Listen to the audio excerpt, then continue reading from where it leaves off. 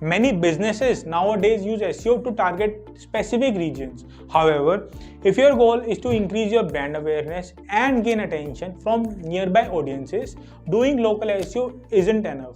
The solution to this is hyper-local marketing. It can help you to increase foot traffic in the neighborhood by using hypertext keywords and on-page optimization. Hi everyone, this is Shiv Gupta, and today in this video I am going to talk about what is hyperlocal SEO and how to make the best of hyperlocal SEO.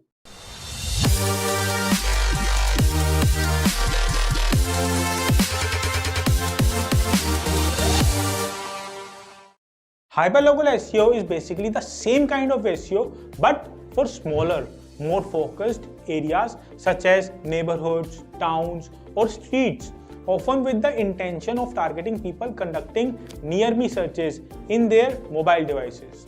Hyperlocal SEO takes search engine optimization to a micro level. This new algorithmic push by Google focuses on person's current NAP, that is name, address and phone number, to give very personalized results to daily queries such as closest ATM near me or restaurants near me, where to buy plus near me. Such queries have increased more than 200% in the last 2 years, and over 50% of them have actually resulted in a physical store visit. Now, let us discuss how to make the best of hyperlocal SEO. Google My Business. The first and foremost thing you have to make sure of is to have a Google My Business page. By signing up to Google My Business, you can tell Google directly the name of your business, the exact location, its opening and closing time, contact details, and other elements. Google My Business is just the starting point. Not only does Google My Business make it easier for people to know about your business, but it also improves the search experience of your customer, giving more at a glance information that the traditional search listings do. You can also make use of insights and analytics to give you an idea of how well your hyperlocal visibility is working. Second is location pages. If you have multiple locations for your business, you need to make sure you have a separate location page on your website for each business, because that almost gonna act as a standalone local page for each location. And if you have multiple locations, you want to make sure that you have a GMB listing for each of those location pages. For instance, we have multiple locations, and for each GMB which we have created a different location page. And when someone clicks on the website button on GMB, it takes them to that specific location page to make it highly specific for the users. Now, if you don't have multiple location pages and you still want to do hyperlocal targeting, you can create location pages for specific areas of your city. One thing that you need to make sure is you are not spamming it. You are not using the same content on all of your location pages that is actually valuable for readers, and you are giving actual insight that are specific to the area.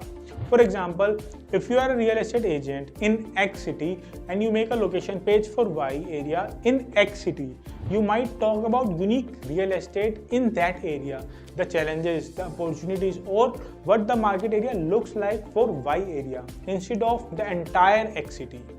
You are going to give some kind of value, and you are going to do that uniquely for all the neighborhoods and areas that you are trying to target. Now, if someone is in the Y area and they are looking for real estate or the best neighborhood in the Y area, you have a very good chance of showing up. Next is hyperlocal blog content. After making your location page, the next thing is your blog. And like I said, if you are a real estate agent, don't write blogs like tips for selling your house or something like that. You are not going to rank for it. What you can do is that you can start speaking specifically about the area and neighborhood in your city. So you can write blogs like the best 5 neighborhoods for families in Y area, or the best 5 neighborhoods in Y area under $1,000 or something like that. Do you know the benefit of these type of content? These are the types of content that bigger companies can't compete with. So you should create content specific to those areas, and what happens with that is as you are creating your location pages, blog pages, etc., it sends a signal to Google that you are a hyper-focused, hyper-local company that concentrates on this particular area. Now, the last one is advertising. You can start running targeted ad campaigns, and you can do advertising with the help of Google AdWords or Facebook ads. If we talk about Google AdWords, all you have to do is decide on the central point of your radius targeting. The most companies would use the physical location of their store as the central point. For example, you can do this by entering the address of your radius centered directly to the search field in the radius targeting dialog box. Just as you would with any campaign, you should use dedicated keyword research tools to discover new keywords that could be suitable for near me searches. Now, let's quickly talk about Facebook ads. There are several highly effective and pretty cool ways to target prospect customers with Facebook ads, and one of the easiest is local awareness ads. This ad format aims squarely at local businesses seeking to raise awareness to their physical location and drive foot traffic to stores. You can use both of these tools to run your ad campaigns. They are really very helpful. So now, I hope you have learned a little bit about hyperlocal SEO, how it works and how it is different from local marketing. If you want to know more about online marketing, you can visit my YouTube channel. Now, I'll see you in another one. Until then, keep moving.